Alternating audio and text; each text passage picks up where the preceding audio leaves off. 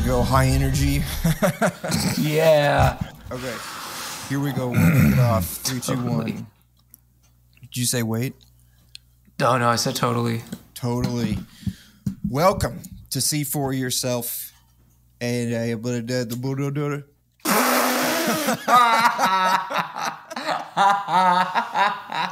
Coming at you straight from the mobility scooter capital of the world. I'm your host, Hardcore. Today, I'm joined by Isaac. Say hello, buddy. What up, what up? Nope, that's not what I asked for. Jake is Hello, also buddy. here with us today. Hello. Hello. And Hello. this is the best podcast in the world being recorded right this very second about the 2016 CG anime movie Gantz 0. This is the kickoff to our AniMay Special, where all month we're going to be doing anime movies from all over time. We're kind of focusing on older ones, but Isaac brought this one up because he was the one that found this movie and got me to watch it, and it blew everybody's mind. Can we all say right off the bat that this is visually the most fucking insane thing any of us have ever seen? Easily. Oh, definitely. Easily. It tops the news Into the Spider-Verse Spider-Man movies. Honestly, for its time, it just there's nothing better. No, because it's got absolutely nuts subject matter. Like, the actual things happening in the movie are crazy science fiction and fantasy ideas, but they're all portrayed with a realism that is just uncanny. Like, it just looking at it feels like my brain hemispheres are being split apart, because I identify what I'm seeing as like real stuff, but it's clearly unreal with all the monsters and gadgets and things. We'll get a little bit into it here in a second. I did want to preface because I had to look up who was responsible for all this. So Gantz was a manga that concluded sometime in the 2000s. I'm sorry, I don't have very clear dates on when all that happened. I read the entire thing only last winter and was pretty impressed. This is well after I watched Gantz 0, which came out in 2016. I'm pretty sure I already said, but I didn't actually get into the whole Gantz manga until just last winter, 2024, I think. And that reminded me of this movie to go back to it. So that what this movie is it takes a chunk out of the manga story, which is way more sprawling and develops over a much longer period of time. This is one tiny slice of just one single battle that involves some characters that do recur in the manga, but it's interesting the way the manga handles characters that kind of come in and out of the story before all, getting their ends tied up in a sometimes in a kind of a harsh way, sometimes in a happy way. This is mostly a happy story. There's some pretty tragic stuff that goes down. Gantz 0 specifically, this was directed by Keiichi Sato. And I knew that name was familiar. I had to look it up to be sure. He was actually responsible for the creating and animating an anime called The Big O, which was a big time premiere on Toonami back sometime in the early 2000s when all that blew up. And this was a show about he was like a Batman type character. He was an investigator that was real smooth and competent, and he had a real like dead-faced, cute android sidekick and a giant robot. And it was about in the future how humanity has to live in this giant glass dome city, and they can't go outside, but they've all lost their memory about why.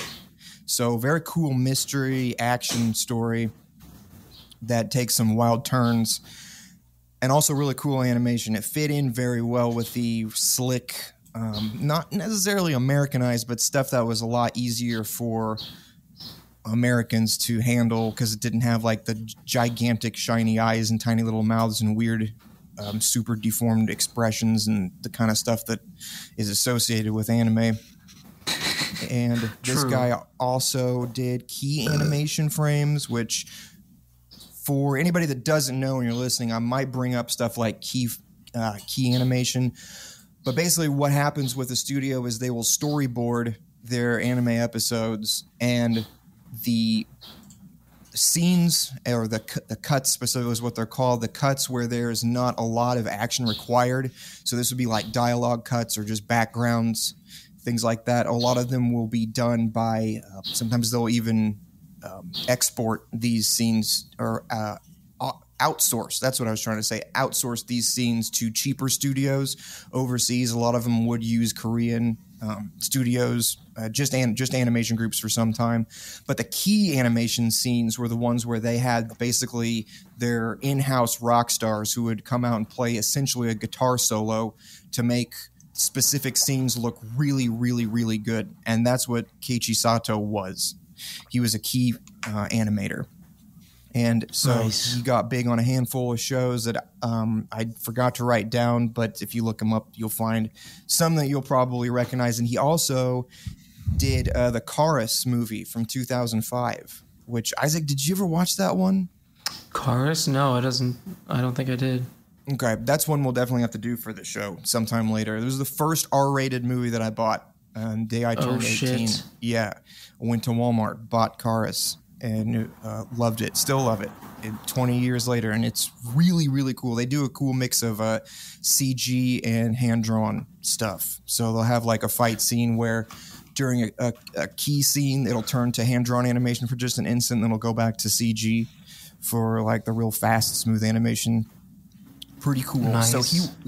So he worked with Digital Frontier, which is the studio that produced Gantz, and I guess it's kind of hard to find, when it comes to stuff like these studios, these guys aren't out in the front like animators or directors where people are wanting to interview them.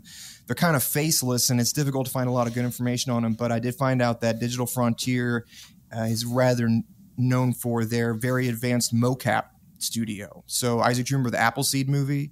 Yes. They did Digital Frontier did that. Nice. Yeah, and they were also responsible for some stuff which might surprise you here with their animators, the live action Death Note and Bleach movies, which are never going to look good despite how beautiful the CG is. But speaking of beautiful CG, how about the Smash Bros. Ultimate release trailer? What? Yeah, it was a pretty good one. Looked pretty good. I think that everybody who saw that was hyped out of their minds. There's also been, they did a lot of work on video games throughout the 2000s. Resident Evil, Castlevania, Devil Kings, Fire Emblem, Onimusha, Tekken, Vanquish, and Yakuza. So they've done a lot of work for the last 25 years on some very, very well-known franchises. Nice. So that out of the way, a little bit of background.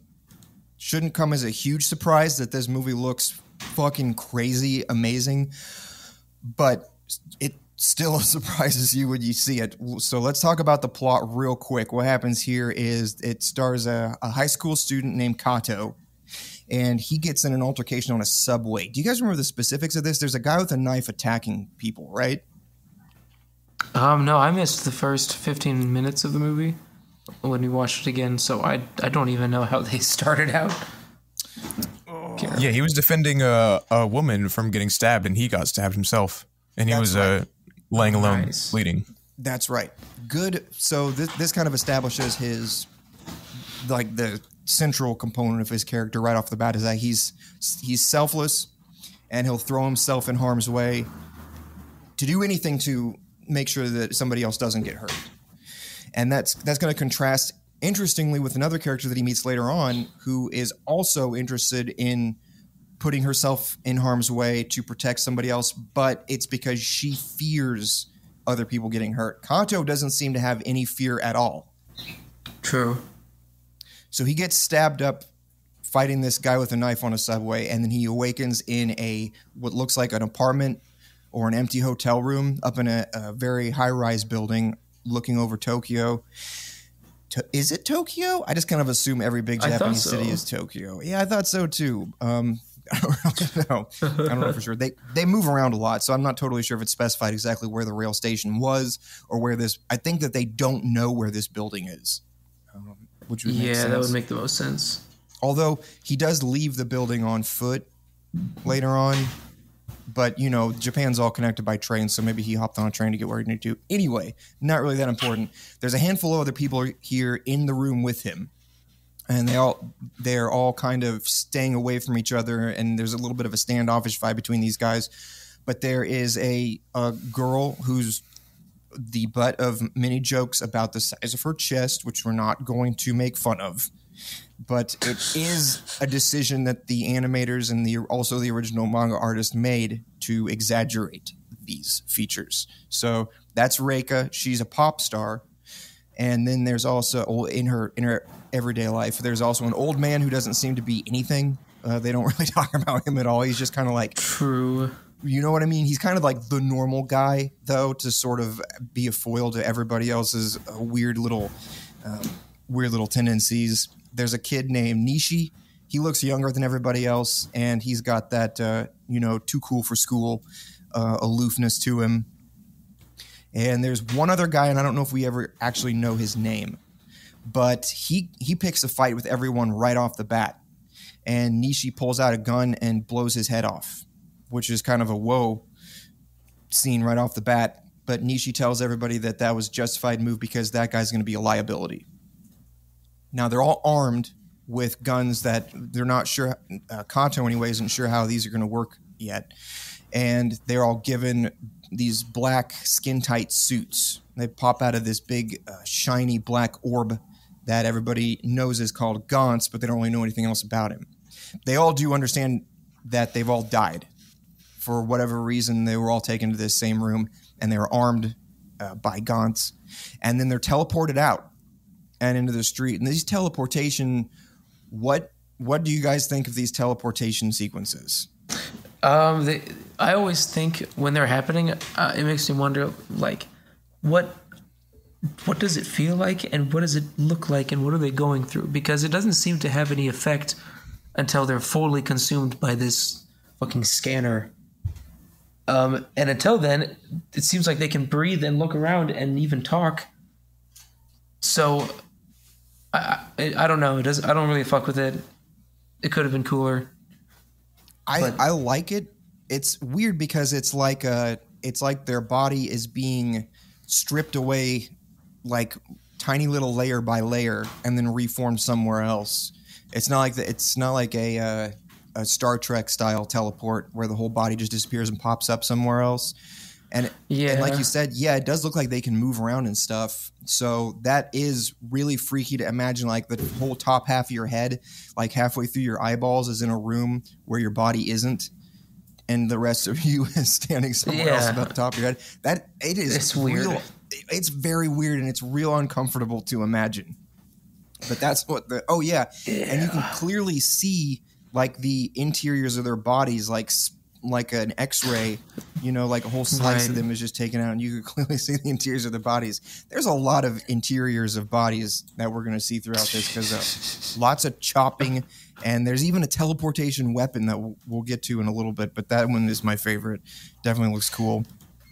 So anyway, they all get teleported out, and they explain to Kato that he figures this out bits at a time, but we'll go out and we'll lay out the rules right now, because I don't know exactly at what points Kato learns all these things, but basically what's going on is people who die get transferred to Gantz's room, and what Gantz does is he sends them out on missions where they have to kill monsters that just appear. It's not explained where the monsters are coming from. The rule is when you kill a monster, you earn points based on the difficulty. Basically, it's kind of like the challenge rating, to use D&D terms, of the monster. It's kind of like getting XP points from killing bad guys in an RPG. The stronger it is, the more points you're going to get back. And whenever you reach 100 points, then Gantz gives you some bonus options of what you can do. And what the bonus options are is to get a new weapon, or resurrect a teammate that has been killed, which is crazy to think about, because it's like that's almost like Gantz stores dead people somewhere. Really weird thing, but death in the Gantz game is not straight up like elimination from reality like normal death is. So the last option also is to just leave the Gantz game and have your memory of it erased.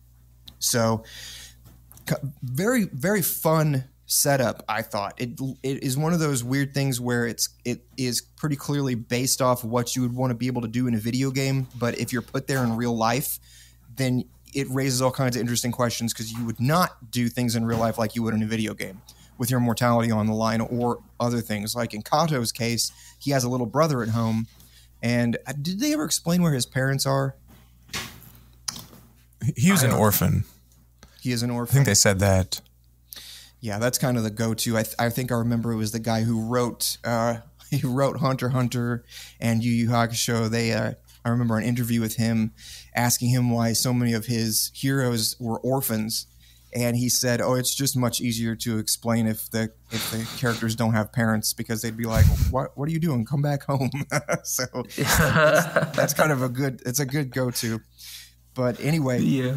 Out on the first mission finally, Nishi just vanishes. He's got a cloaking device that is kind of like optical camouflage.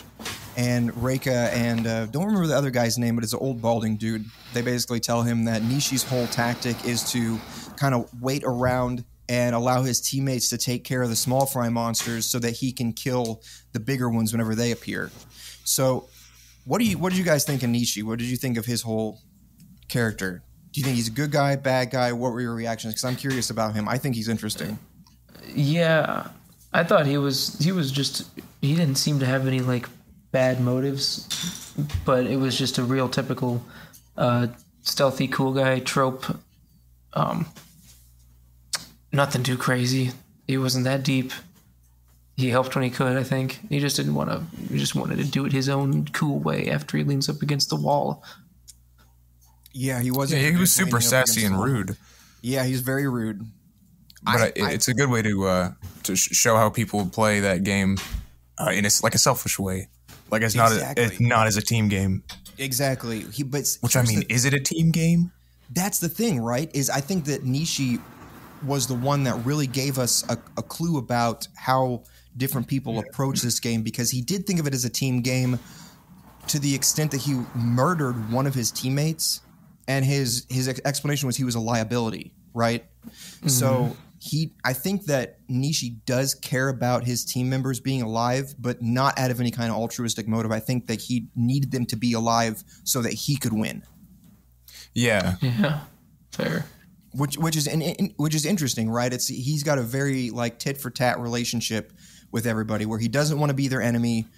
And he does care that they, as a team, succeed, because that means that he succeeds. And he does care whether or not his teammates die, because that means that he won't succeed. Also, this didn't even occur to me at first, but he has that cloaking device, which makes me think that he's gained at least 100 points once already and has gotten a special weapon. True. Right. Because nobody else has one besides Oka, which we'll get into Oka later, but that makes me think that he's in it for the love of the game. He actually really likes doing this. Yeah, he's clearly a veteran. Yeah, he might just be a psycho who just doesn't really... As long as he wins, the ends justify the means. If it means murking a teammate because they're a liability, he's willing to do it. Yeah, to prevent his other teammates from dying. I think or himself, yeah. Well, and himself. To him, they're all in the same. They're all on the same boat. So I think that he is actually a more interesting character than just like generic, stuck up dude. I really liked thinking about his motivations and he's definitely a character in the manga, I believe, but there were a lot of characters, and I don't recall very well what all of them were like or what their ultimate fates were, but I miss out on that. I'm interested to go back and read some of the manga just to pick up on Nishi's story, because I didn't really get to it. But anyway, the fight begins for real. And there's all these monsters coming at him. They're in Osaka, I believe. They're warped to Osaka, Japan. And most of these monsters are... I picked up, these are demons from Japanese folklore. So they all look fucking crazy, because Japanese folkloric demons, also called yokai, are fucking crazy. They have all kinds of absolutely nutso-futso folkloric monsters that, if you're used to stuff like fairies and goblins and dragons like European folklore, these things are absolutely nuts. Yeah. I can't think they're of genuinely anything that's scary. even way scary, and I can't think of anything scarier than these. Besides, if you ever look up Brazilian monsters in folklore, or just South American in general, but a lot of them got carried over into modern day Brazil. But there's some absolutely insane ones down there too. But these guys are disgusting and horrific, and these are clearly not anything but monsters with the way they're acting. They're kind of just like a horde, and so the team gets out their guns, and the way these guns work is never explicated clearly, but it looks like they are able to fire a handful of times before they kind of lock you out and cool down, right? Mm-hmm. Because they've got a blue screen that has like a targeting reticle that seems to kind of be able to ID where monsters are, but then sometimes it turns red and it doesn't allow them to fire. So I don't know if it's like the laser pistol from Halo, or if it's like it just has a handful of rounds in it and eventually it's going to need to reload. But it seems to be kind of arbitrary because the guns don't fire projectiles. It's almost like they mark a spot that gets teleported away. Sort of like the same teleportation technology that Gantz uses for everything else, right? Because they can like aim it at something, fire, and then after a brief second, that spot that they fired at, it looks like it explodes. But what I think is going on is just like a spherical area of surface is getting warped out of there. And so it's kind of like when they shoot somebody, it looks like a little bit of an explosion, but I think that's more like a vacuum collapse from that bit of space being teleported somewhere else. Yeah, that would make sense. That would make sense because it wouldn't make sense to have just an explosion come out of nowhere. That's why the Big Bang doesn't exist. But good point. I mean, good point. Yeah, there was the one scene where somebody shot 3 bullets from the starter pistol into a monster's head, and it took a good 5 seconds before anything happened. So it's not a projectile, even if it was invisible. It's just like a set time between fire and result. Yeah, there is like a delay. It's hard to figure out what the rules are, but I think that's cool. I think these weapons, all the weapons in this movie are sick. Yeah, they're all sick. They're all sick. But these are the starter weapons, and they're able to keep themselves alive for a short time. Nishi just dips right off the bat. He's not interested in doing any fighting with what he called the small fry, I think. So they fight off these small demons as they're trying to run through the streets. They get bullied by a giant rolling head. This was the first moment that I was like, oh my God, like my brain is squirming as I'm watching this thing, because it just looks like an old man's decapitated head, but it's rolling around.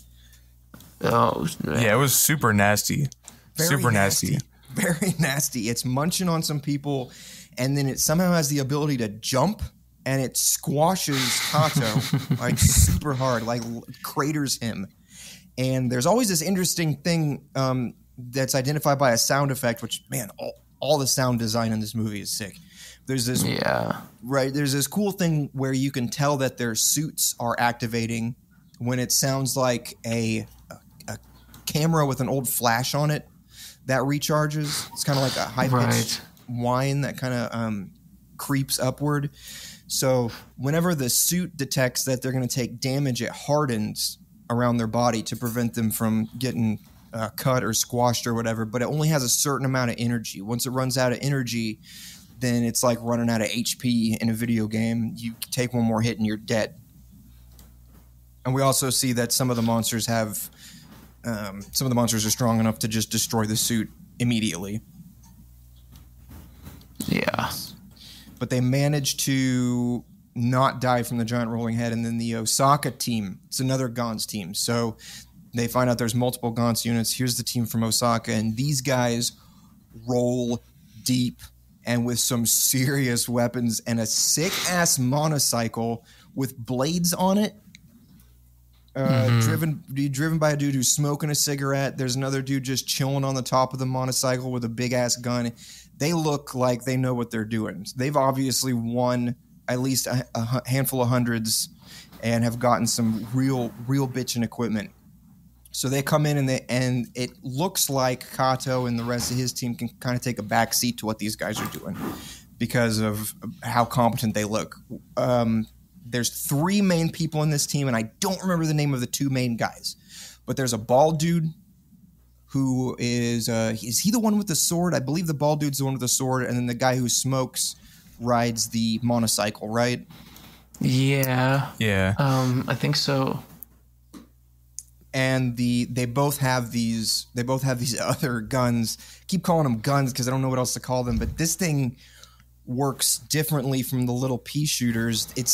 It's like, oh my, how do you even describe these weapons? It looks like, I don't even know. I don't know.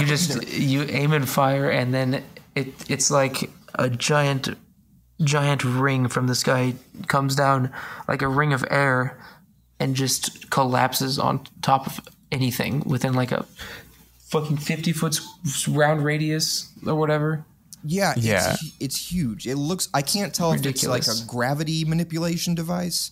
So if it like picks a radius and then like increases the gravity real briefly in that radius for just an instant, or if it is like if it's some kind of like, I don't like air compression thing where it just like slams a cylinder of compressed air downward. It's hard to say. That's what I would guess. That's what it looks like. It just comes down from the sky as a huge ring and then crumples concrete. Well, if Gantz is using teleportation technology, then you could come up with this idea that it's making like a circular teleportation portal and sucking the air in above it, which would create a pressure vacuum that would kind of work just like being slammed with a big, cylinder. But you'd have to ask your mom how that really feels. These guys are real cool, but they get separated. Kato gets separated from everybody and meets this girl. Yamasaki is her name, and she is a real weird combination of cute and super obnoxious, but she seems to be teasing him and telling him that she wants to hang out because she likes weirdos, I think is what she says. And she's just interested in the weird stuff that he's doing. And she tells him that he's crazy for trying to save people because he should be watching out for himself and not putting himself in danger just for the sake of others. Because there are civilians involved in this, right? The monsters here are murdering the shit out of just regular civilians not involved in the Gantz game. Yeah, I always thought that was weird. I don't really know where they get teleported to, but it's kind of fucked up that they just put people in the way. It's not just an empty town like a simulation that they're running. It's a real town that's getting invaded. Exactly. Yeah, exactly. Those people are just minding their own business. So Yamasaki points out that there's a old man, old woman, and a little kid under attack. So Kato goes to rescue them, and he is woefully unequipped to deal with this thing. I recognize some of these monsters, like I said, as yokai, but I don't know what the fuck this thing is. It's huge, and it's kind of humanoid, but it looks like it crawls on all fours. And it's got like the face of a man and a long tail with like a knife blade that sneakers in and out of this real gross orifice. And, real gross. Like, ew, it's very, very squicky to look at. And he's also got like these weird, like pustules, like burst spore casings all over his back that he's like shoving people into. God in heaven knows what the hell all this is about, but it is awful to look at, and this is just real rough. Great monster design though. So this thing is trying to get into this little recessed area in between some buildings where there's an old man, old woman, and a little kid, and Kato goes to fight it, and he gets slapped around, and Yamasaki just walks away, and she's like, "What an idiot! I would never do something like that." And then she starts to think for herself, like, well, I don't actually want to see him die. I do hope that he doesn't kill himself. Why do I wish he wouldn't do that in the first place? Is it because I'm scared of him dying? And that's kind of an epiphany for her.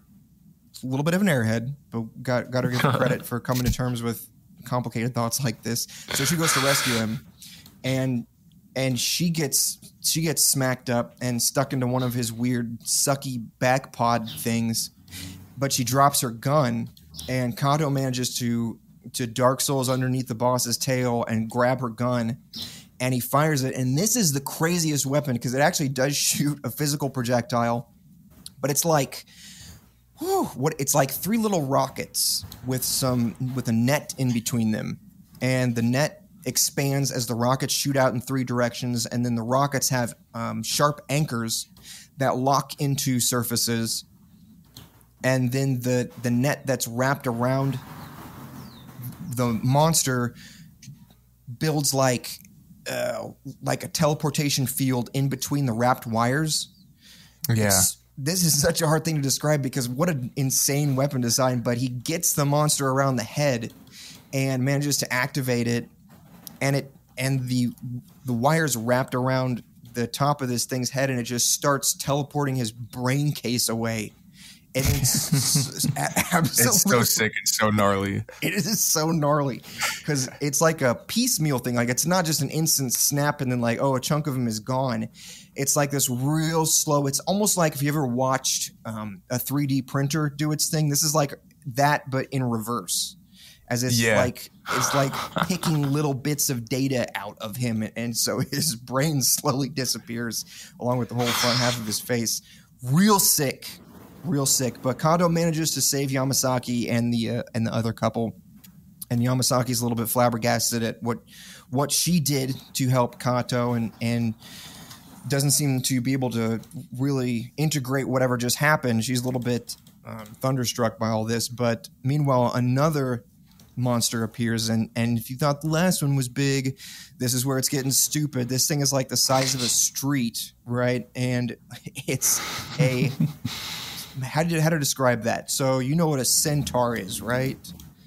Like half man, half horse. Exactly. So this is kind of like a centaur, except instead of a horse, it's a tarantula, and instead of a man, it's like a minotaur body. So big, beefy dude arms and a bull's head. So I looked this up because I was curious if this was another yokai too, and it is. It's a real yokai called Ushi Oni. And that's basically the whole thing. It's a bull's head with the legs of a spider. And the old paintings and the woodcuts you can find don't look exactly like this thing, but that's okay. They had to make it a little bit more badass. This thing is way too big for their guns, and Kato and Reika and everybody knows this right off the bat. But somebody from the Osaka team happens to have a giant fucking mech the size of a building that comes out a cloak and starts fighting this thing. We're talking trading punches, destroying buildings and bridges as they battle up and down this canal. At one point, the mech, I don't know how this works, but you know the scene I'm talking about. He pulls out what looks like just a handle, and it extends out like chunk, like a bunch of segments come out the handle to form the scabbard. Turns into a fucking katana. Yes. Where was that katana before the scabbard expanded? Is that scabbard like just a sequence of teleporters that warp the blade in? What the fuck? I can't figure it out, but it doesn't matter because it looks so damn cool. Yeah. We do find out that the pilot of this mech is on the Osaka team, a guy named Oka, who is a little bit mysterious. We don't really know anything about him, and he doesn't really say much or reveal anything about his character except that he is real good at what he's doing. What do you think you have to do to get a mech like this? Do you have to build, do you have to get 100 points and then tell Gantz, no, I'm going to save it? Yeah, you probably opt to save it for that round, and then you get more rewards next time. That's what I'm thinking. Maybe after you do the 100 points, get a new weapon so many times that you get a next tier, and it's like every tier is a different kind of thing. So first you get a sword, and then a bigger gun, and then a race car, and then a mech or something. Yeah, that makes sense. Yeah, that makes sense too. Either way, this is a perfect way to convey how good this guy is, right? Right off the bat, because you know about the weapon system, and you've already seen some guys with some really sick weapons that, Kato probably never even dreamed about before seeing them. And then you see this fucking mech, and you're like, whoa, this automatically puts Oka in a tier way above everybody else just by showing you his badass robot suit, which I love. I love how they do that. He's busy fighting the Oshiuni, and then a Tengu appears. And Tengus are also from folklore. It's a type of monster, and I happen to know just a little bit about them. Originally known for targeting Buddhist priests. So sometimes they're portrayed wearing like the priest garb with the long, wide sleeves and the weird kind of penis-shaped cap. I didn't mean to say that. If you are Asian or Buddhist, don't mean anything offensive. That was the first thing that came to mind, and that reveals more about me than... Is that where Judas Priest got their name? And is that why the lead singer is gay? Because he likes the penis caps?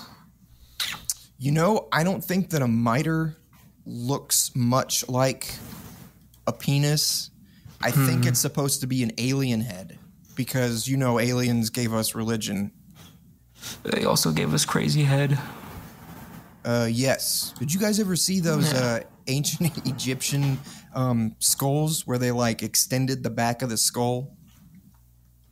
No, what? No. This is real. You can find that. Oh, wait, yeah, kind of. It was like a longer...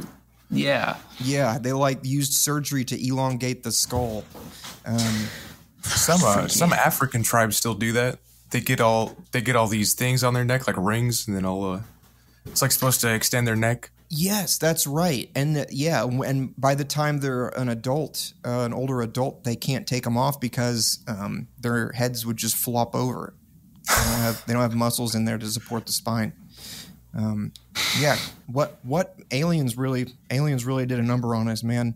But anyway, the Tengu were known for tormenting Buddhist priests, and let's see, there's a legend that they were actually priests themselves that never adopted the tenets of Buddhism despite taking on the priesthood. So because they were priests, they couldn't go to hell when they died, but because they still maintained their pride and their avarice, they couldn't go to heaven either. So they became Tengu. And they're kind of known for having wings and long noses and causing trouble to people in the forest because they were super strong. There are some legends of them teaching swordsmanship or martial arts to just random people. And there's some legends about where some sword styles came from was somebody got picked up by a Tengu and the Tengu just decided to teach them some crazy inhuman sword skills. And then they were also known to play a game that involved rolling huge boulders down the side of a mountain to see how many giant trees they could knock over. So none of that really applies here besides the Tengu is winged and real strong. And so he shows up and he kind of decimates. He doesn't decimate him, but he does do a number on the Osaka team. The guy trying to fight him with a sword does well at first, but it ends up in a double KO because he gets choked out while he shoots the Tengu in the brain with his crazy warp gun. So he's done for. The guy with the motorcycle lived, and he was calling for help from his buddy.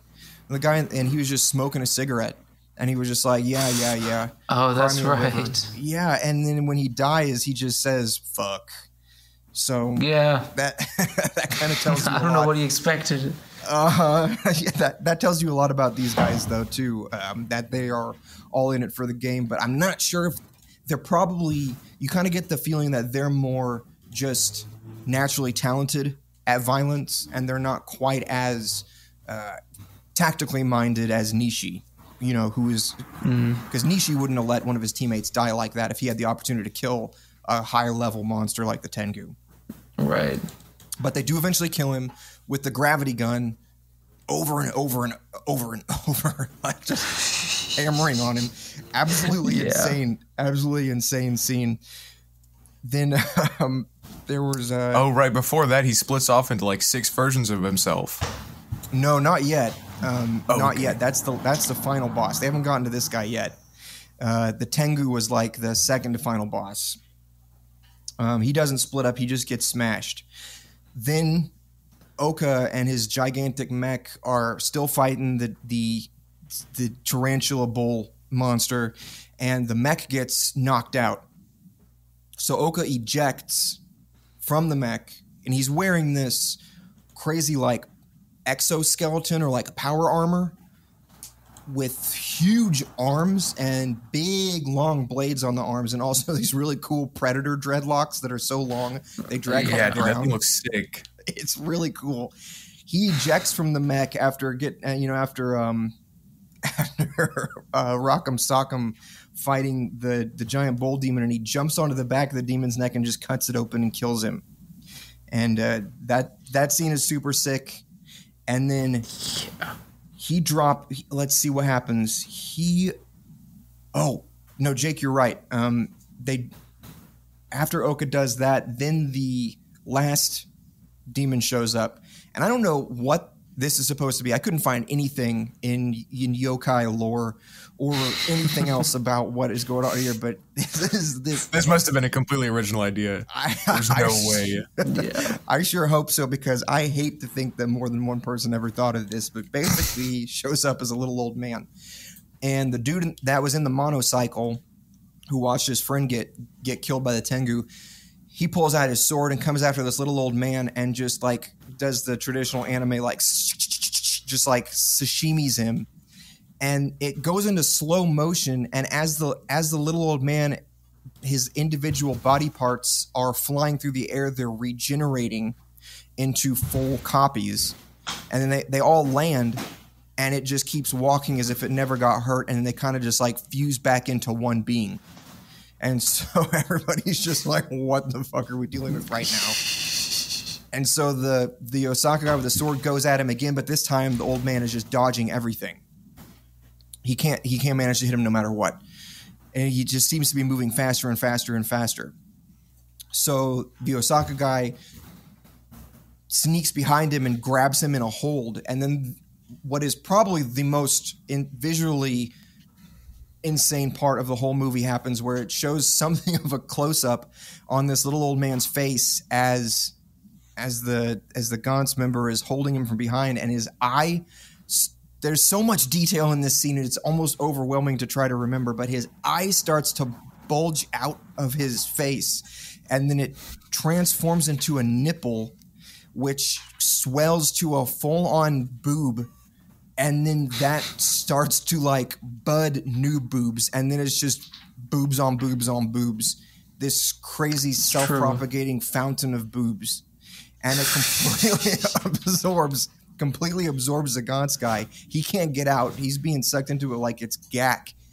And it eventually starts turning into almost full-on women's bodies, but it's like just torsos, not arms or legs. It's real disgusting and strange, and I don't even have like a place to compartmentalize this in my brain as like, yeah, I think of that as like this word. I can't file it under a word. Yeah, it's just an unspeakable horror. Yeah, just a bunch of women's bodies. And it also it forms into a new woman, a woman of its own, with woman attached to it. Yes, it all those bodies form into a gigantic woman. Yeah. And so the whole Gantz team starts trying to fight it, but it's still got the dodging moves. So it's doing these crazy capoeira style, like leaning back over and like flipping her feet around and like slamming her heel down to try to crush them. Totally insane scene. This scene is hard to deal with, but it is really truly like nothing you'll ever see ever again anywhere. Totally out of control. How do they get this? How do they get this monster? What do they do here? How do they get it? Yes, I remember. This is when Nishi shows up, right? He pops up out of the blue thinking that he's got the opportunity finally to take out the boss monster now that everybody's weakened it. So he comes out of his cloak with one of those gravity smashers and starts laying into it, right? Yeah, I know that at one point he tries to like surprise attack it and dashes right past it while invisible, I think. But the monster just saw him while invisible and cut his ass up while That's closing right. it. That's right. He definitely dies. Yeah. Oh yeah, I was wondering if that was when he died. That felt like the first and only time he tried to fight it or come in to attack it, and he just got fucked up instantly. Yeah. Can't really blame him. He's still a good tactician. I got to give it to my boy, but nobody really knows what to expect from this thing because at this point it transforms again. Let's see. Oh, that's right. This is when Oka shows up. He's killed the giant this spider centaur thing, and what would that? An Orenitar? Lord knows. I'm trying to make up words. Oka shows up anyway, having taken care of the giant monster, and at this point, the crazy woman-bodied woman monster has turned into like a weird. What is this thing? It's like it looks demonic. It's still giant, and it's got like a skull head and a bunch of black tentacles. I think that's the form that it was in when it killed Nishi. And so Oka shows up to fight it at this point, and he manages to cut it up. And it transforms again, but this time it just looks like a big naked dude.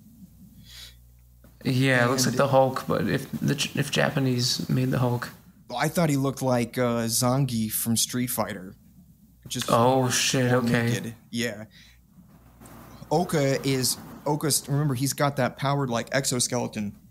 So he's going toe to toe with this guy, and it's insane. He's clearly getting stronger and faster, and almost like he is adapting like at high speed. Yeah, he is. Right. He's going through this high speed metamorphosis specifically to fight off whatever weapons they come at him with. So he at first he gets cut by the sword, right? Then he can dodge the sword.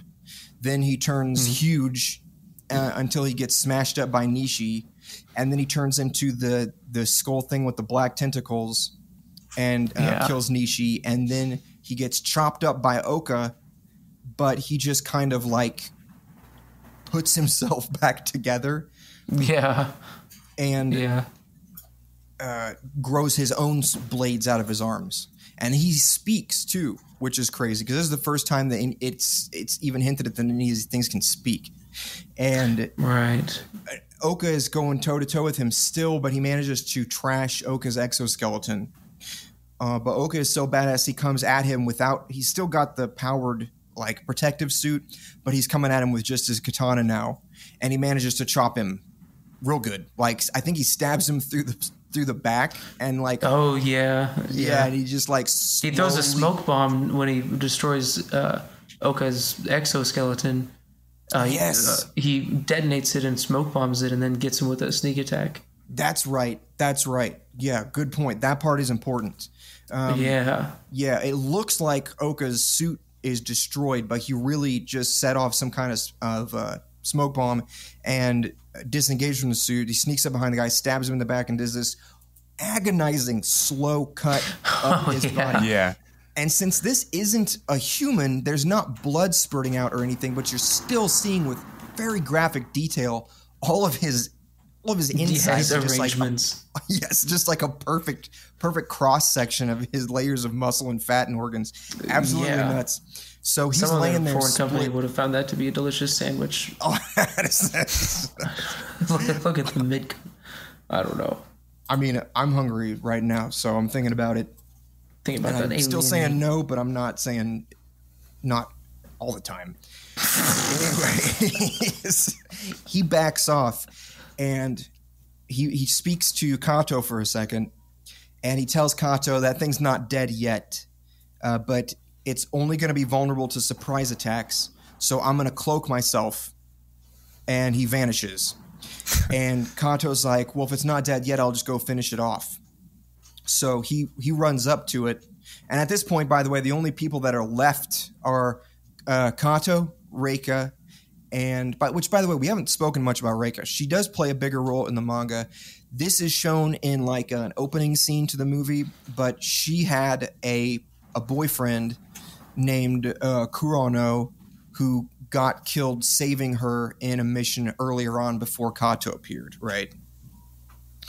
So that bothers her a lot, and she's fighting so that she can bring Kurano back, but she's just not badass enough to pick up enough points to do it yet. But she's sticking to the fight so that she can do that.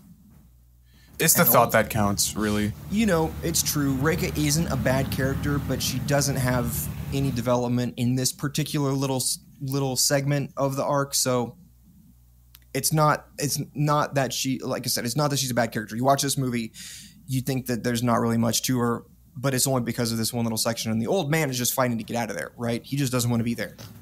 Yeah. Which makes sense, because it's horrible. Like, this is the worst thing. He's left there, and Yamasaki is also there, because she's sticking around with Kato.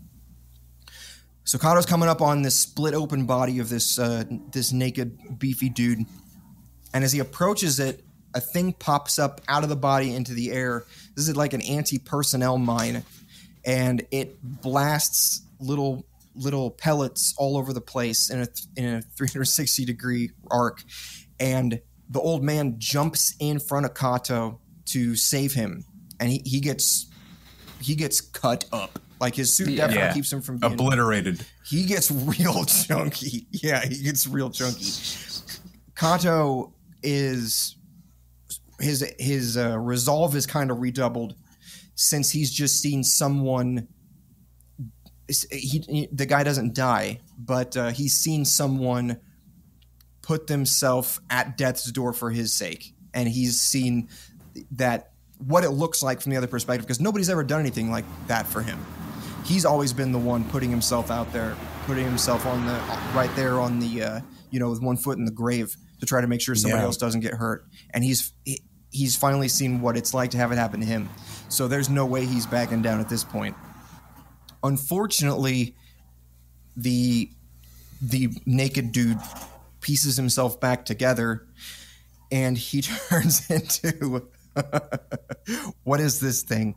It's just straight up Satan, right? Yeah. Oh yeah, pretty much. Yeah. Yeah, just like, super demonic. Yeah, just a demonic look. Kind of like probably 10 feet tall, but I mean, yeah, huge. It's real tall. Yeah. It's not a monster size, but it is a giant for sure. And it's just kind of like skeletal. And I don't. Instead of wings, it has like scythes hanging off its back, like sickles. So super badass. Yeah, it's a really cool design. It looks like the heavy metal version of like a Dragon Ball Z boss. Yeah.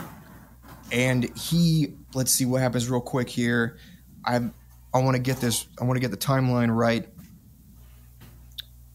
Yeah, Kato doesn't stand a chance against this guy. But he doesn't kill Kato. He tells him, "Stay here. I'll kill you later," which is real icy. But he apparently he's been conscious the whole time of what Oka is doing, because he goes after Oka, who, remember, vanished because he was going to try to set up a surprise attack. He might have even heard Oka say that, and Oka has told he might have overheard Oka tell Kato that the thing is only going to be vulnerable to surprise attacks. So, knowing that, he's going to go after Oka before he's able to set up a surprise attack. Scary how smart this monster is. Like, I think I mentioned it as we were watching this, but it's always scary whenever a hero is barely able to eke out an advantage over something that is clearly stronger than him. But then the thing is like, oh no, you can only use that one time against me. It's not going to work again. Yeah. It's freaky as fuck. He was a very good villain, I think.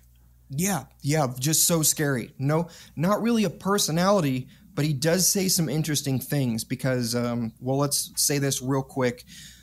Kato and Reika and Yamasaki put their heads together and try to figure out a plan, and Kato relays that they need to surprise attack him. So they picked up some long-range rifles from the Osaka team, and Reika and Yamasaki go off to take positions on some high-rises because they're kind of situated on like a bridge over a canal, which is where a lot of this fight takes place.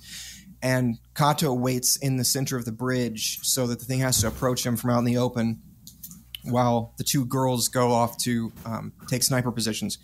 And Yamasaki has this really sad meltdown here where she kind of hysterically tells Kato that she needs him to stay alive because she's going to stay alive. By the way, they had a little bit of a weird bonding moment earlier after they rescued that old couple from the crazy knife-tailed thing, where she reveals that she's a 23-year-old single mom and Kato is only 17, so doesn't have a kid, but he does have a little brother who he takes care of because they don't have parents.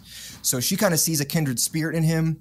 Kato does not reciprocate, but she really, really wants to. She's clearly very alone, and she was clearly coping with how alone she was by trying to pass off her interest in Kato like she's just interested in watching weirdos die. It was definitely not a sincere motivation for her. So during this breakdown, she tells Kato that when all this is over, that they're going to live together and that her son and his little brother are going to be friends and she'll help take care of all of them. And she makes him promise not to die. And Kato is definitely taken aback. And I don't think it's because of any kind of Twitter patient type thing. I think he just realizes how unrealistic it is to believe that nobody's going to die. Yeah. So there's probably two real emotional conversations in this. The first one was way back before they fought I think it was right after they fought the giant head, and Kato makes a call to his little brother. We're going to have to take a quick intermission while the train soothes us with lovely sounds of horns and rattling. All right, train breakdown, quick intermission.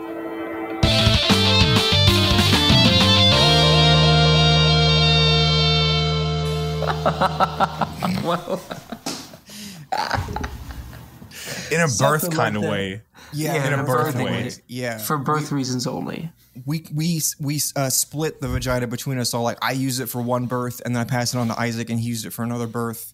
And then Jake actually, that was where when Jake was. I got the easiest because I was the loosest. Yeah, right. Damn. Yeah, you were the smallest porridge of the three bowls. Yes. Yeah. But it was passed on to Jake, who possesses a vagina now. So it's only a matter of time till he gives birth to another. Man, where are you gonna go with this? I don't know. Fuck. Nowhere. There was never any plan. What are you? Y'all can share my vagina since I got one apparently. Yeah. Yeah. It seems like where it was going, but then it was like Jacob owned our mom's vagina. And just for now, I don't want it back until I don't think anybody of us we stuck Jacob with. Y'all are missing out. No, nope, I'm missing in. Ooh. Anyway, they have this emotional conversation, right? And Kato and Yamasaki split up, and that's kind of a big, blatant death flag for Yamasaki. We kind of know what's going to happen, but Oka is dead as fuck. We know this because he explodes way far away. And then the big Satan-looking dude drops back down. A really cool scene because Kato is kind of just standing, staring at where Yamasaki ran off. And then, like, the demon comes down, like, thud, like, right behind him. And Kato, like, freezes. You can kind of feel the adrenaline spike as he slowly turns around at this thing, and it kind of puts a claw to his head. And I forgot to write down exactly what he said, but it's something crazy where Kato begins asking him, like, why do we have to kill each other? And the thing doesn't answer straight, but it's just something like, do you know who God is, or do you believe in God? It's not that. That's not exactly what he said. He says something about how he's just one of the many gods. Yes. So Kato asks him, like, are you God? And he says, just one of many. So it's kind of that's a weird. I wish I had a little bit more nuanced understanding of what really was being said in the Japanese there, because it's almost like he's insinuating that this is what God does. Like that we have to fight because God and man are, like inherently opposed or in some kind of conflict to dominate each other. So I think that because that conversation doesn't make a lot of sense just per se, like at face value, but I think that that's some kind of insinuation that what's happening here is a battle for supremacy at the highest level between like humans and everything that they face, which is kind of embodied in this thing that calls itself God, which would add up because, well, it does make sense, especially in the context of like almost every JRPG you ever play, the final boss turns out to be like God in some form. Yeah, true. And this is a very specifically Japanese thing since Westernization took over, or not took over, but majorly reoriented their what kind of aesthetics they pick for their media after the post World War II occupation of Japan. Well, here we go. All right, so they've always had a spirit of overcoming completely overwhelming odds since then, because that's what they had to do in order to remain a functional country after being bombed. You realize that those two bombs that ended World War II killed like 25% of their population. Yeah, it's fucking crazy to think about. I haven't really looked into that or thought about it so hard, but just repopulating the whole countries. Yeah, pretty crazy. Look into it, really think about it. And if that wasn't bad enough, they basically got American soldiers all over for, I don't even remember how long it was, but years. But they basically redirected, they basically took over Japan. They occupied it and said, this is how things are going to go from now on. And Japan managed to restructure and become a devastatingly effective economic force in the world for how small of a, for being just a little island nation. So small, dude. So small. And crazy. But dominating with their media, with their electronics products, with their the engineering of their automobiles and musical instruments and electric motors, all this stuff. They killed. I mean, Japanese engineering has become a sure sign of quality for a really long time. But made in Japan, that stamp has always been synonymous with quality assurance.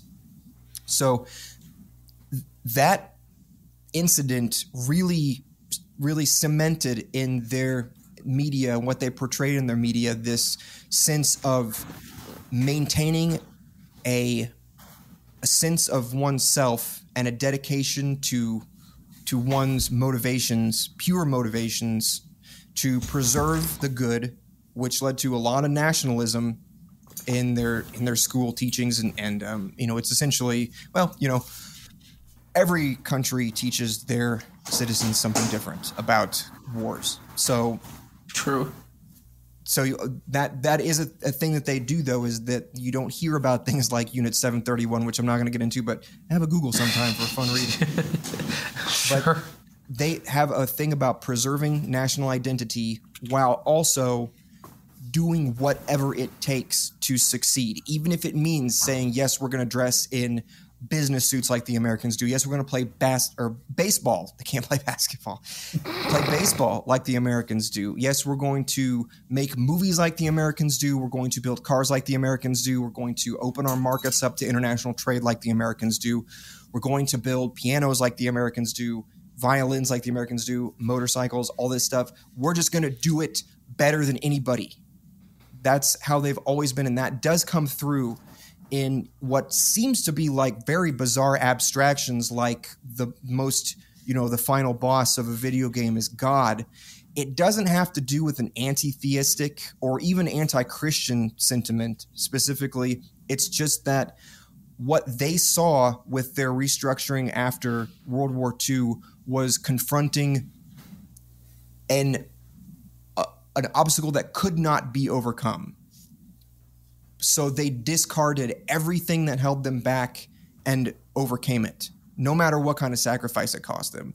That is a huge cultural engram in Japan, and you can see it come through in media like this. So I believe that when this huge demon monster tells Kato that he is God, and he kind of insinuates that this is just the relationship between gods and humans, that is what he's touching on, is the fact that because Japanese are really truly humanists in that they believe that there is an inherent good in humanity, but that's not dictated by any kind of scripture or anything. It's that humans themselves are the good. So anything that opposes that is an enemy, and something like a god who has the physical fortitude to just come down and, destroy your face with a flick is the kind of thing that we need to be prepared to go up against, because that's the kind of thing that's going to happen if humans really want to be masters of their own destiny. So that was something that occurred to me after, because I had to go back and think about what that really meant, because the conversations in this movie are sparse, right? There's not a lot of talking, and every single conversation very concisely characterizes a character, right? It tells you something about what the character's motivation is and what they're doing, so that you're able to understand on not just the emotional level, but on the motivational level, what they're dealing with and why things are difficult for them and how they intend to succeed.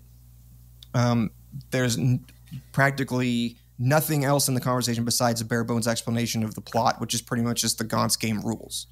So I knew that there had to be something to this conversation that he has with this boss guy. But anyway, that's my best guess. I'm pulling a lot of stuff out of just vague pockets of memory that I never really touch to try to explain that, but it's all that I've got. I think it's kind of worthwhile anyway if we're going to be talking about anime during AniMay. So True. So speaking of, we've got more stuff to cover. So let's get on with this. There is no way that Kato has a chance against this guy, but the girls have it. They start laying into this thing with these long-range sniper weapons that they took from the Osaka team, and they rip him up. He's getting chewed up, and this scene is so sick because one of the first shots blows his part of his face off, which looks like a skull, but when it gets blown up, you see that it's more like an exoskeleton. He's got a fucking skull underneath a skull. First we had boobs on boobs, now we've got skull on skull action. Absolutely crazy. True. And his eyes are revealed, and turns out he can shoot fucking laser beams from his eyes. Yeah, he does that because the whole time he's being fought, he's adapting and learning, not just learning how to avoid or not get hit by weapons, but also just gaining that weaponry itself. That's why he ends up having those predator things on his back, because of that suit that I think Oku had, and also the weapons of his little mech were swords on his elbows, and the demon ends up having massive fucking spikes on his elbows. So when he gets blasted by those lasers, he says, "I got it," while he's learning where they're coming from, and then starts shooting lasers from his fucking eyes. Every time he gets a new weapon or learns a new thing, he says, "I got it." Yes, that's right. Fucking terrifying. It is scary. Yeah, good. That's a good catch, that the weird scythe things hanging off his back like wings are probably... Yeah, they look like bat wings, but they're definitely slashers. Yeah, they got big sickle shapes on them. And yeah, that was probably carried over from when he fought Oka in his exoskeleton. Not Oku, but Oka. Yeah. So... Yeah, then he starts shooting lasers. Yeah, so he picks up that long-range attacks are working on him, so he just decides to fire back, and he is obliterating these buildings with these I-beams. And so crazy. Yes, Yamasaki shows up here. In just a second, Kato goes after one of the gravity guns, which has been left on the ground by the Osaka team after they got wiped out. And let me see, the order here is a little bit confusing. He goes after the gravity gun as the I-beams are going off. but the demon sees him. And there's this super cool cinematography where whenever a decisive shot from the demon's eye beams are coming, it will do like a slow motion fix on his face, and like his eyes look straight through the camera at you, and you've got like the sound effect of the beams like charging up as his eyes start to glow. And it's always that part is so sick. Oh, dude, it's always such a sick oh shit moment. And yeah, because it's like he's looking right at you. Yes, that's what it feels like. Yeah, you can almost feel the heat from those lasers, and so he fires at Kato, who tries to dodge roll it, but he gets no iframes with his suit, so he fat rolls into the beams and gets his legs fucking blown off. Oh yeah, below the knees, his body is gonzo like Bonzo, so he's crawling towards the gun. Yamasaki shows up to take on the dude like at a closer range, I suppose. And so she's running past him, and he shouts for her, and as she catches his eye as the eye beams straight cut her ass in half.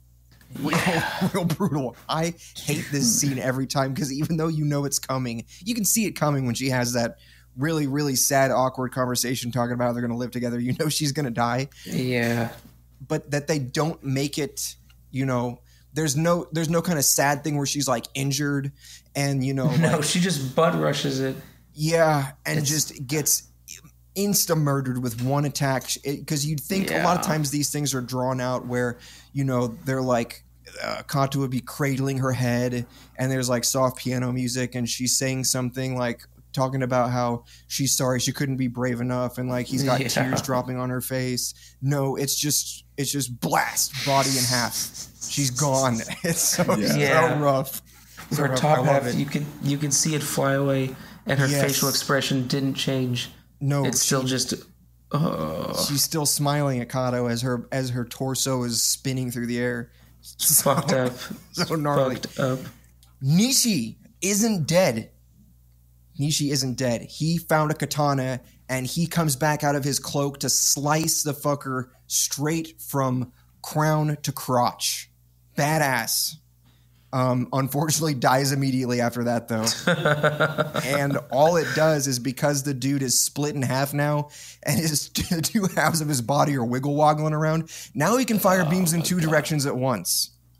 Right. So he only makes it worse, and the guy's going crazy, but he gives Kato just enough time to get to the gravity gun, and he goes to town, brother. I'm talking. You see earlier that the guns have some kind of like restriction on their fire rate. I don't know exactly what's going on here, but maybe the guns have some kind of like telemetric physiological feedback. So if it senses your heart rate or blood pressure or something like that, then it like unlocks more capabilities for the gun.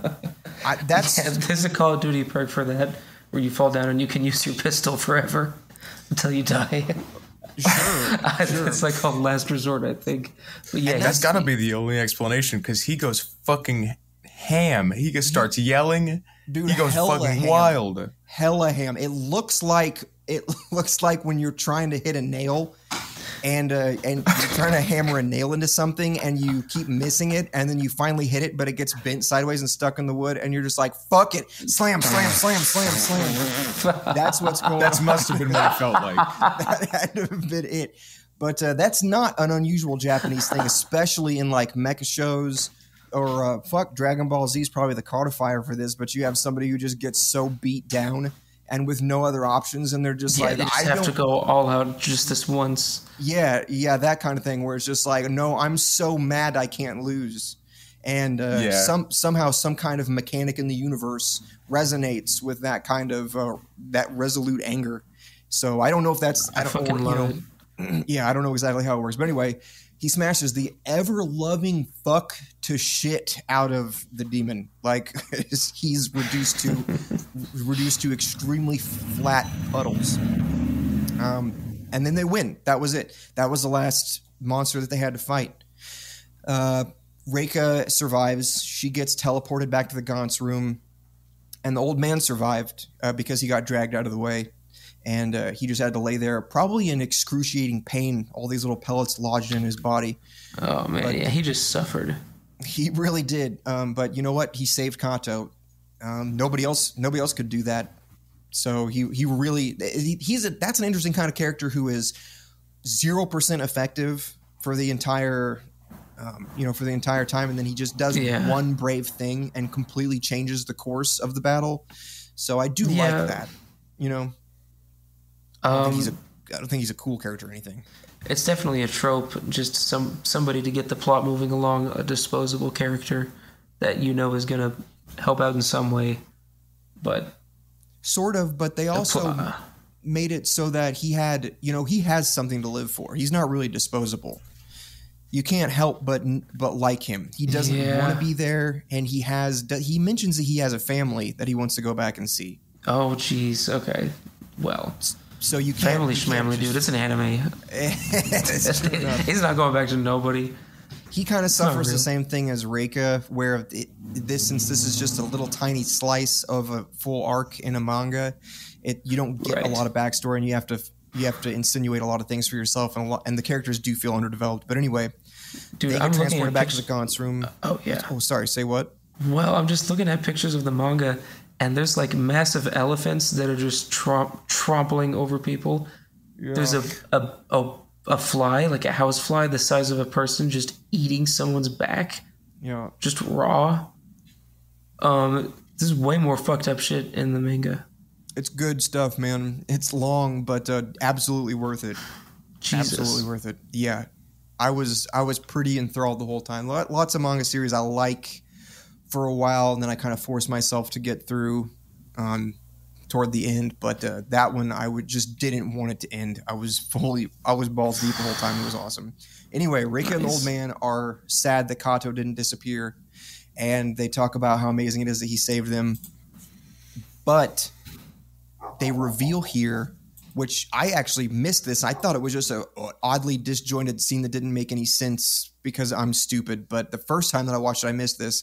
Second time, I realized they reminisce about the first time Kato fought for them because he's been there before and he escaped. And they know him as somebody. Right. But it's a strange thing that they never bring it up. I don't know if that's something that they agreed to do, because think about how much that might fuck with your head to be introduced to the Gantz game and then have somebody tell you that you've been there before. That would be fucking weird. Yeah. So I think that they're just trying to keep his psychological state stable because they know to trust him. So they know what he's like. He's not dead though. He manages to come back. He didn't bleed out. I assume that there's something in the suit that will squeeze off your blood vessels, kind of like a tourniquet if you get cut up or lose a limb so bad that you're bleeding a lot. So it kind of makes sense that he lives since he only lost his legs. But he manages to come back. They get scored by Gantz, and Kato earns 100 points for killing that guy.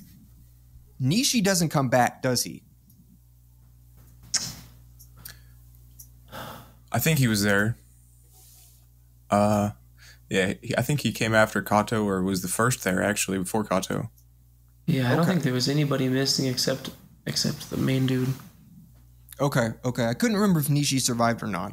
But man, that last attack of his, that's what made me think you got to admire this dude. Even if he's not on the like lawful good spectrum, he's not even really chaotic good. He's more like lawful neutral, right? Because he's got a clear goal and he is not aggressive toward people in any way, and he doesn't actually want to fuck anybody over, but he's just completely dedicated to his own goal. You got to admire it. I love that last attack of Nishi's, slashing that dude in half. It's fucking cool. Yeah, for real. That's cool. Right. But Nishi, was Nishi the guy that got his head taken off? I don't think he got decapitated. Not if he was alive at the end. Dude, somebody got completely decapitated. Are you thinking of the one guy from the gang that got his head crushed by a monster? One monster came up with a head in his hand. Oka. It was a swordsman. Decapitated. Yeah. That's right. That was Oka. Whenever the demon guy comes back, he's holding Oka's head. Right. Yeah, I didn't piece together that the demon flew away to get him because he was like going to interrupt his surprise attack. That's fucking terrifying. Yeah, which is smart man. That's such a dumb trope when the bad guy is like, ho, ho, ho, like, you've done well to make it this far, but you have no chance against me, so I'll leave you alone for now. He didn't actually do that. He was going after what he rightly perceived as the greater threat, right? Yeah. So he went off to kill Oka. And that how better to convey the scary, scary strength of a bad guy than to show how badass Oka is. And then the last time you see him, he's like, I'm gonna go. I'll surprise attack him. Wait here, and then that's the last time you see him until his severed head shows up. Yeah, pretty fucking gnarly. Fucking sick, right? But anyway, probably one of the strongest villains. Yeah. Yeah, absolutely. And it was only because of Kato's ability to think on the fly and come up with a teamwork method that they were able to accomplish anything. But anyway, now that Kato's got 100 points, everybody, Reika and the old man tell him, go ahead, get out of here, go back to your brother, which is what they want. That is another thing. There's so many details in here that speak volumes about the characters. And this is one that shows you just how much Reika and the old man are normal, good folks that valued Kato's selflessness, right?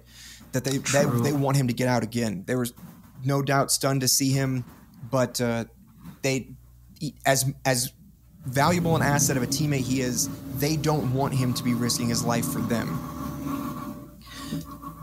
And that also speaks to Kato's character, that they know that's what he's going to do. And sure enough, that's what he does, because he does not take the exit, but he revives Yamasaki because he knows that she has a son, and he actually did come to some kind of level with her whenever they spoke about being the sole caretakers of a young child, right? Mm-hmm. So how did he get it out anyway? Was it one of somebody else that like released him? No, he doesn't get out, man. He's in the game now. He does find out. Yeah, Nishi is alive at this point because he says something like, I think he criticizes Kato's decision to revive somebody on another team. Just, that's so Nishi.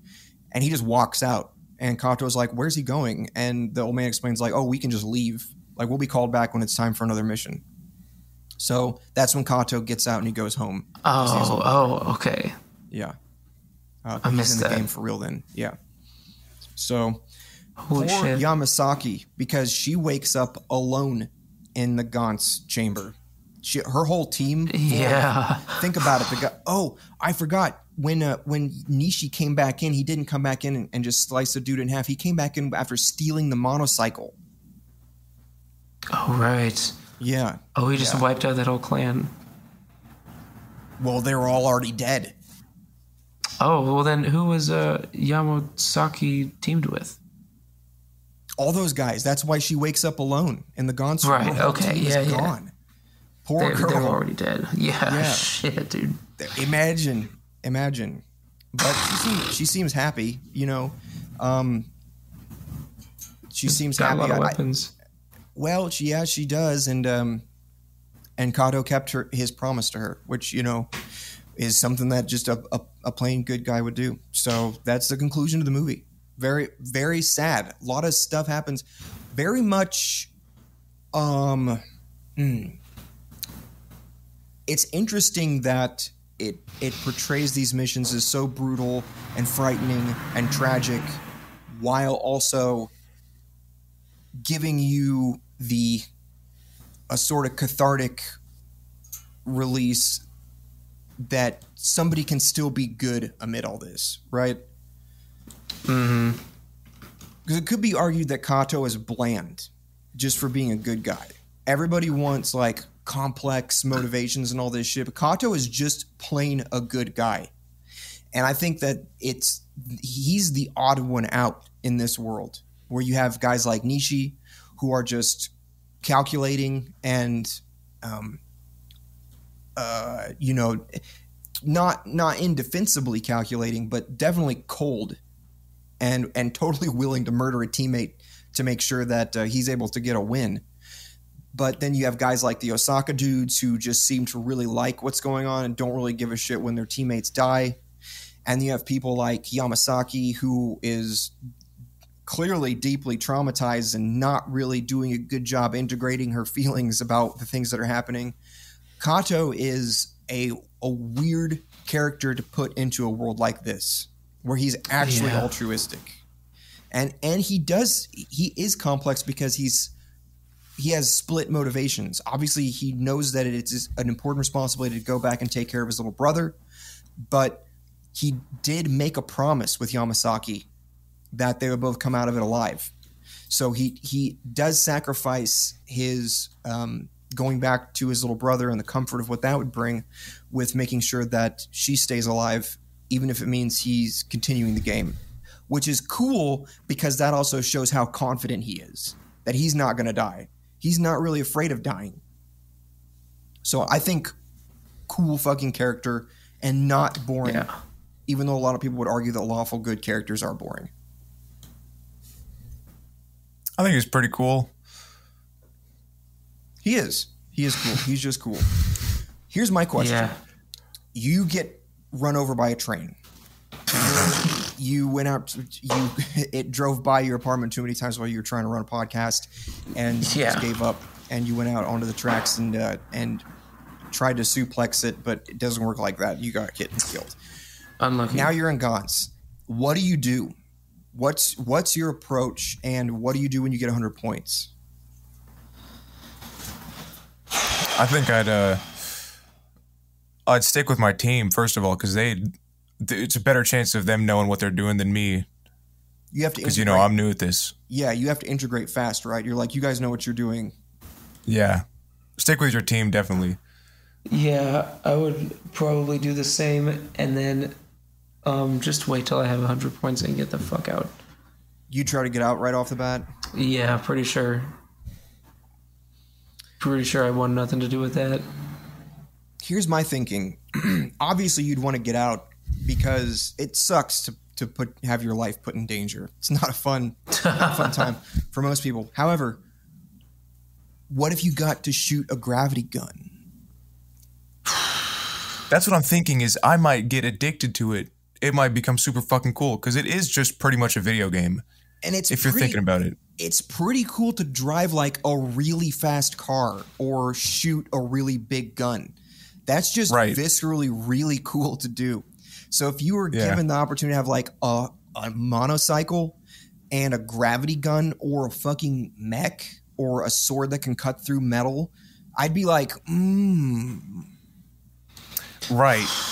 Because that'd be so sick to cut through something or shoot the fuck out of something. And have a suit that lets you like jump 30 feet in the air and get smashed by, Lord knows all the kinds of stuff that happened to Kato that would have just easily pasted a normal human. But that power suit has some serious juice to it. Yeah. He punches out that great big dude. That thing probably, it's, like a 60-foot long monster, and he like punches it in the face and stuns it. That would feel so goddamn cool to actually do. So I don't know either. I feel like I would be like, well, let's just see what kind of weapon I get. And if I get tired of this, then I'll get out later. And I would probably just keep doing that until I end up like the Osaka team. Oh yeah. What I wouldn't do is revive a dead player. That seems just like a plot point for the movie. I wouldn't do that. If there was a valuable fighter on your team who had acquired some good high level weapons and they died during a mission and you didn't, I would definitely bring them back. Right, but do they keep their weapons? I imagine, right? They don't actually specify. Sure You'd think they would, right? Yeah. Maybe. Because their profile, maybe it's like a profile and it just gets saved. So I think it does, because Gantz can pretty much warp. He can pretty much store track, and warp anything.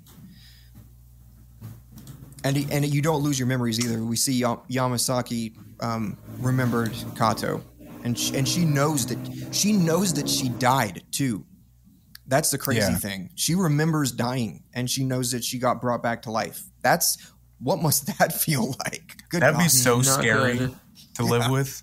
Yes. No. Yeah. It's kind of like the first time that you really eat it on a skateboard, and the next time you go up that ramp to drop in, and you're like, "Ooh, I remember last time how much this hurt." It definitely puts something in your brain that makes you a lot less confident and actually more likely to fuck up after you've bit it one time. Your brain's kind of like, "Oh no. Remember that one time that was real bad," and so that puts a kind of mental block on you. I feel like dying would throw a little bit of wrench in your gears there when you're definitely. You know what I mean? So definitely, yeah, absolutely. Fuck. No, that's a real thing though. Yeah, big time. Car crash is a big thing for a lot of people. They get I don't have anything at all to back this up besides anecdotal experience, but I'm gonna throw it out there. After somebody gets in a car crash, they a lot of times become a worse driver, more prone to panicking and freezing up. It's true. You know what I'm talking about? Yeah, absolutely. When I took a swerve on the road and just like hydroplaned and I ended up backwards on like a 40-mile-an-hour off exit, it is definitely just not made me any more careful, but more paranoid, and then like more likely to just take turns and overthink them. For sure. It shakes you. Yeah, it shakes you, definitely. It happens to us with all kinds of things, not just car crashes or dying, but a lot of things stick with you for a long time that make it a lot harder to go through that again. So this is what I'm saying is what makes Gantz especially good is the realistic portrayal of how people handle that, because you see how people cope in it with different ways. Like Yamasaki, not very good at coping with it. She gets a little nuts. Kato, practically impervious to being traumatized because he's just so competent and stable, mentally stable.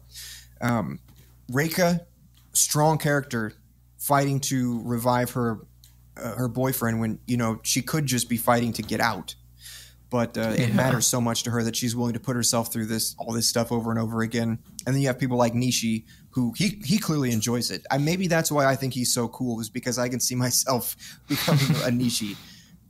I wouldn't kill somebody just because I thought that they were going to be a liability. I do not. I would never have that in me, I think. But no, you just love the game, I think. Like you love the process and the game. Love killing monsters with a badass sci-fi gun. Yeah. Why wouldn't you? Why wouldn't? And you just want to do that more. Yeah. But now the Osaka guys were not like Nishi, because I think that they were horny for it. Maybe. Yeah. No, they had like ulterior motives. They did seem psychotic about it. Yes, definitely. I think that they were, that they definitely were psychotic, like to the point where they probably would have been out hurting people for fun anyway. They just found a way that they could get it without getting in trouble. You know what I mean? Yeah. Like police officers. Heyo. Maybe this movie's just a rendering of Chicago that we've never seen, like an alternate universe. Holy shit. I did see a lot of demons when I was hanging out in Chicago. They all over the place. Giant heads on a lot of them. We're gonna call it now. We usually do a quick thing at the end. What did this movie try to convey, and how well did it do it? But I think we've answered that. Yeah, it was good in every way. It is good in every way. It's a spectacle. It's a feast for the senses. I don't even know about a feast. It's like an injection for the senses. Yeah. We've hardly talked about the visuals and the visual directory.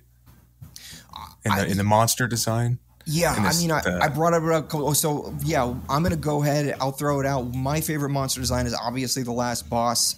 I think you only saw him for a brief moment, but my favorite was this flaming head, or this head on a flaming wheel, or like legs that were flaming and it was just spinning.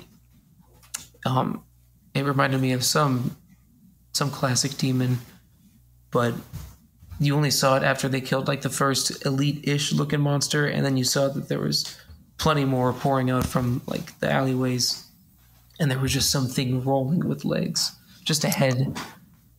You're right. It was on wheels. It was kind of like rolling, and it was flaming, and it was hilarious. That shit was so scary. It caught my eye, and I thought, "Oh, get the fuck out!" You thought they were going to fight bouncing. that? Yeah, he never shows up, but you can look that up. There is a demon, one of Solomon's demons, Beur. Yeah, that's what it reminded me of. But he's also in Japanese folklore. There's just a flaming face in a wheel. They'll turn up in all kinds of video games. They're in Bayonetta and Neo and maybe Tenchu, but you'll find them in all kinds of video games that have yokai or traditional old school demons of lore. So yeah, I think was it Sekiro that might have had some shit like that. Oh yeah, no, yeah, I believe so. Yeah. The umbrella monster. Did you have the umbrella monsters in Sekiro? I don't know. It's been a long time. That was one that I was kind of surprised. I don't know if you ever saw one of them in Gantz 0, but that's another one of those weird ass Japanese demons, just like an umbrella monster that hops around. There was like a water lady that I think she carried a little parasol or a parasol. What do you call those? I think it's like parasol. I think it's bumper shoot. Yeah, she was carrying a damn bumper shoot. And but she wasn't. She wasn't no umbrella monster. She just had one. Okay. Yeah, I'm sure if you went back, you could pick out a whole lot of nameable yokai and monsters and stuff. But yeah, that's sick. Yeah, we did talk about a couple of the insane scenes. The sword extension scene was crazy just because it really gave you a sense of scale. Because you see a giant robot with a sword pretty regularly if you watch anime, but for some reason, it's some kind of visual direction voodoo, but it actually conveyed the dimensions and weight of a weapon that massive. Yeah. With the way he slowly draws it out, too. Oh, my God. Yeah. I think what helps is the buildings around the monster. Definitely. There's these huge buildings. You see buildings every day. They're pretty big. Yes. And imagine, one of those next to it. Yes. Yeah. And you've already been primed to recognize the size of the buildings because they show up in a Gantz room in a high rise, so you can see out over the city quite a ways. So you know how tall these buildings can be. Yeah. Yeah, very, very excellent visual direction. I barely touched on the sound design. I just said it was awesome, and the power suits make a cool noise. All of the weapons make a cool noise. The monocycle has this really cool like electric pulse noise to it. The sword that Kato gets to pick up one of the katanas at one point, and it hums. So this is kind of a science fiction staple weapon, but like the vibro blade, they'll have a blade that has some kind of like, I don't know if it's like a piezoelectric feature or something, but the blade just vibrates, and they have these in real life. They're tiny little knives that they use for very precise incisions in surgery. Little vibrating knife, but to think of one, because it makes stuff cut a lot faster, and to think of one the size of a katana with that level of hardness is, gets meat to a level of hardness that causes vibrations. Let's fucking go. I like that. The gravity guns was my favorite just because of how insane of a weapon idea that is. Oh, yeah. And, of course, it's used in the best scene, which was Kato blasting the shit out with the demon. Just wailing his lungs out. Yeah. so much damage. So much anger and so much damage. Truly an amazing crescendo for that. Yeah, I really wasn't expecting that emotion, that much of emotional scene. Yeah. Like right after she gets cut off, no goodbyes or anything. Right. Because no last Kato's he's so stoic the whole time. Like, he gets a little bit emotional when he calls home and talks to his little brother, right? You can tell that he's he's putting on a brave face, even though he wants to freak out. But that's one of those small conversations that goes so far into revealing a lot about Kato's character and how violent his internal struggle really is. He's not just that cool. That stuff doesn't affect him. It affects him very deeply. Mm-hmm. But he pushes through anyway. Definitely an INTJ. Or actually, I'm going to say Nishi is the INTJ of the group.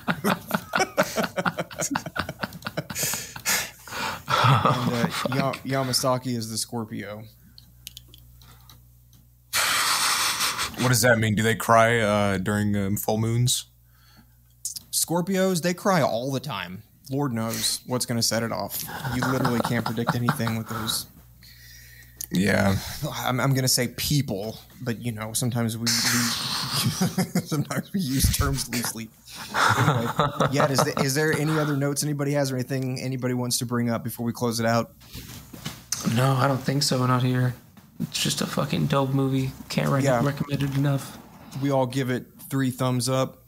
Yeah, at least 4 thumbs up, maybe on a good day. Yeah, no, I'll give it a 3 out of 5. It was good.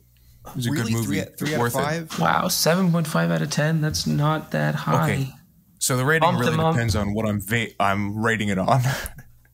I think overall it was a maybe I'll bump it up to a 4. Holy shit! Because of the coolness. Yeah, it was really cool. See, it's funny you say that because when I first thought what would I rate it out of 5, my initial instinct was 3.5. But if you're going off by how many people would I recommend this to and be sure that they would like it, it's definitely a lower rating. It's 3 maybe. Absolutely. Oh man. But if you're going That's by crazy. Well, don't you agree? Like, how many people do you know that would think this movie was amazing? Probably everyone that I know. Really? I think so. This would be like a movie that it would be like a 4.5 out of 5 sureness that they would like it. See, I would never recommend this to my parents or coworkers or anything like that. I think they think I was fucking weird because the boobs on boobs scene is weird as shit. And it's real violent and fucked up. Just everything about it is not the kind of thing that your average, Breaking Bad enjoying. Okay, would you rather recommend this or Donnie Darko? If you had to pick one, definitely. If somebody was just like that, didn't know that well. We're like, what kind of movies do you like? Well, what should I watch tonight? I would absolutely say Donnie Darko before this one. Oh man. I don't know. If I'm going by who gives a fuck what other people think about this, and I'm just going by what did this movie intend to convey and how well did it convey it, I'm definitely giving it a 4.5 out of 5. Yeah, fair. If you love video games, if you've played even one video game or a shooter game or whatever, you're probably gonna like it. If you like anime or animated shit at all and action,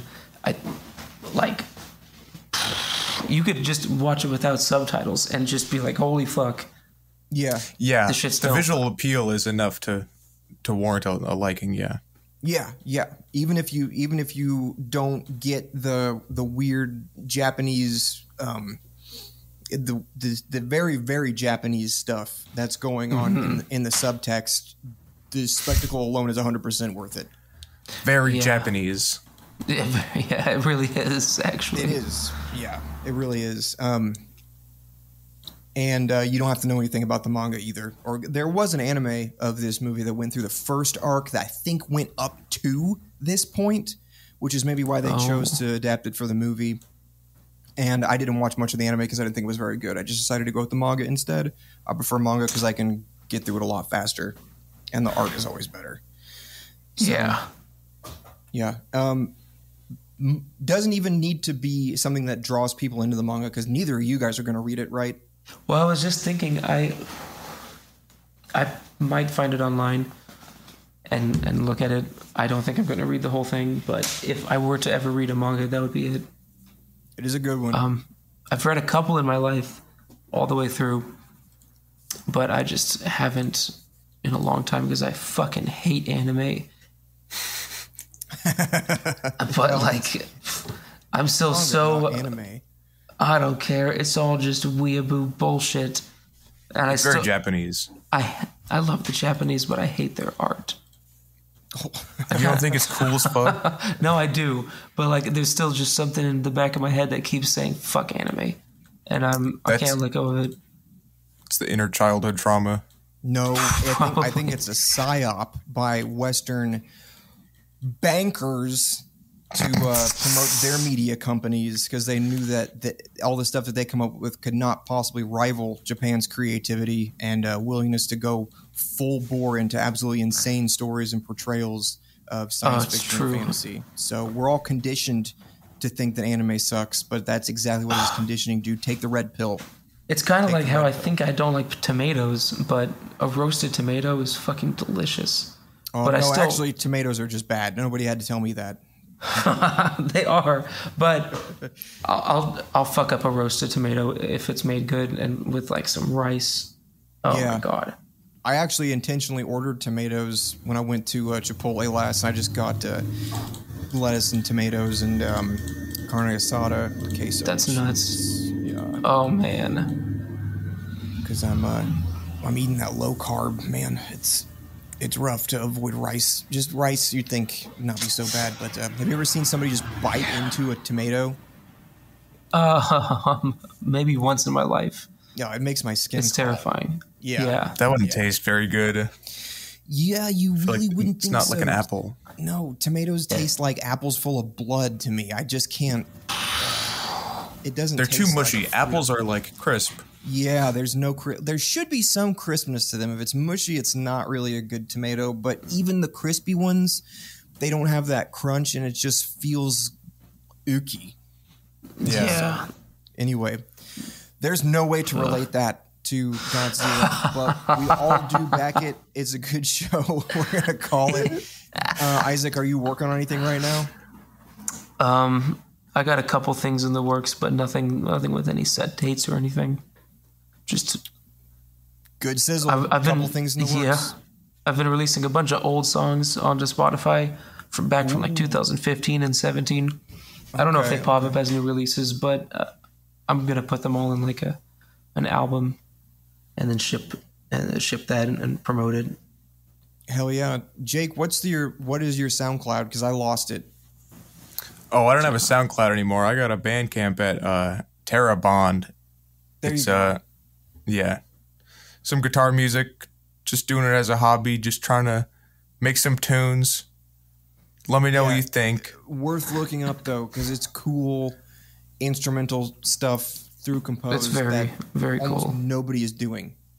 Almost nobody is really utilizing a melodic vocabulary to through Compose instrumental music that's high energy like that. It's a shame. We pretty much just get ambient stuff along that vein, or what the kids are calling breakcore these days, or Lord knows rap music. Dude. Yeah, fuck all that mainstream shit. We doing extraterrestrial shit. When did breakcore just become drum and bass? Like that's what everybody that's what I see it being called now. Yeah. I don't fucking understand. Yeah, nobody, kids these days, man. Kids these days. I say, we're just gonna kill. Actually, that's what I say. That's the final word on it. You can find the rest of all of our stuff if you search No Uncertain Terms Productions. We own nutprod.com now. Gang. You can go to that website and find all this stuff. So I've designed T-shirts. Please buy those T-shirts. Please.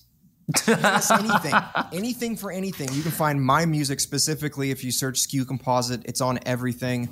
And you can find all the links to all of our stuff for now also if you just go to Linktree. We've got all our stuff up on YouTube. That's where these episodes are coming out. You might be watching it there right now. If you are, leave us a comment and tell us what you think of this episode. Only if it's nice or if you have some suggestions. No comments, dude. We'll filter those so fucking quick.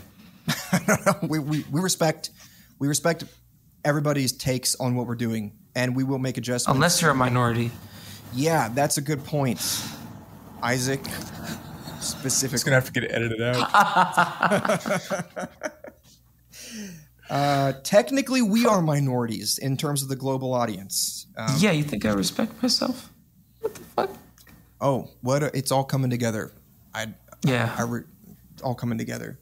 Yeah. If you're not together. Indian or Chinese, you're a minority. Technically, yes. In terms of global population, I think. Find me on Twitter. Yeah, find Jake on Twitter at Find him on Twitter. Crasher420 and tell him what you think about his takes on racial minorities. Yeah. And please. Until then, please. He loves it. It's his favorite thing. And we'll read out all of your conversations on the next episode. But, any comments left will be read and critiqued on the next episode. We will go to your profile and find out how many videos you have, how many subscribers, how long you've been a member on YouTube. So make sure they're nice. Yeah. You don't We're want to also get going to doxxed. find your address. Yeah, you don't want to get doxxed. And we will mail you a letter, but dipped in just a little bit of pee. Just a tiny bit. Sprinkle some Not anthrax too on much. there. Not any of ours either. Yeah, it'll be dog pee. It'll be dog pee. You'll never know whose pee it is the thing. It's like a Could be mystery new pee every box. time. Well, Mr. actually, P Punks. we'll combine a bunch of different pees from different people. So untraceable. So the DNA test won't come back to one person consistently. So there'll be no way to know. You'd be surprised what kind of pee that a guy can get a hold of if he really looks. Yeah, give me $20 in 20 minutes, and I'll get you something. Well, we want pee, so I'm not promising that. I'm just for $20. I kind of want to guarantee that it's gonna be pee. We're done. We'll see you guys next time on the next episode where anime continues. And until then, fuck on and live. Oh, and it ain't my turn. Well, there you go.